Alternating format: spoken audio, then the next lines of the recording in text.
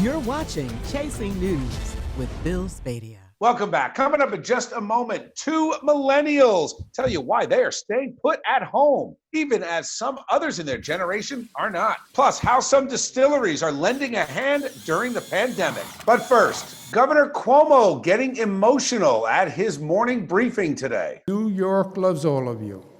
Black and white and brown and Asian and short and tall and gay and straight.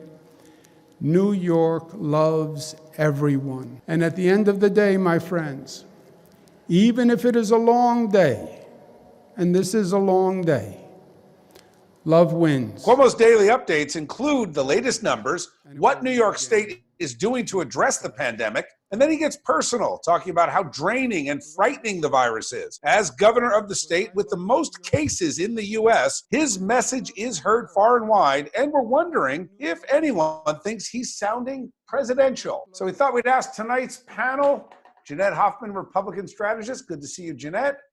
Thanks, Bill.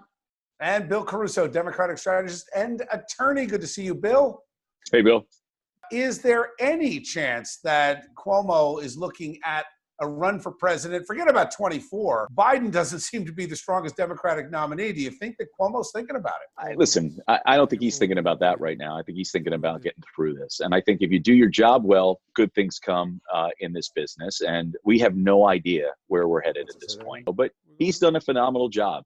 And whether that means it's going to lead to something down the line, I have no idea. But right now, I think he's shown true leadership. And in regard to a presidential election, which we haven't even had final primaries yet, we still don't know. But I still think that if we do return to normal, Biden will likely be the nominee.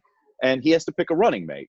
Could that be Cuomo? Possibly. Jeanette, let me ask you, I would argue Cuomo has not done such a great job. You know, on one hand, he lashed out at Mayor de Blasio saying, we're not going to shut the city down, and then had a complete turnaround and said, you better do something about the social distancing. So mixed messages coming out. And again, New York, not unlike New Jersey and other states, terrible job with testing. I actually would disagree with you, Bill. I think testing is a federal problem. We're seeing this nationally. And I think Governor Cuomo was right to lash out at de Blasio. De Blasio's done a horrible job.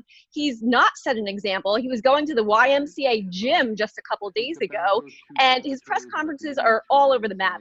On contrast, Governor Cuomo has been strong. He's been a leader. He's been emotional. He's been appropriate. I think a lot of Democrats would like to see him at the top of the ticket and not Joe Biden right now. You know, it's interesting, Jeanette. We'll wrap up on this. I think you've really said something that makes sense. Cuomo got really lucky that he had such an incompetent in Bill de Blasio as a contrast. Almost anybody looks good compared to the mayor of New York City right now. All right. Thanks, guys.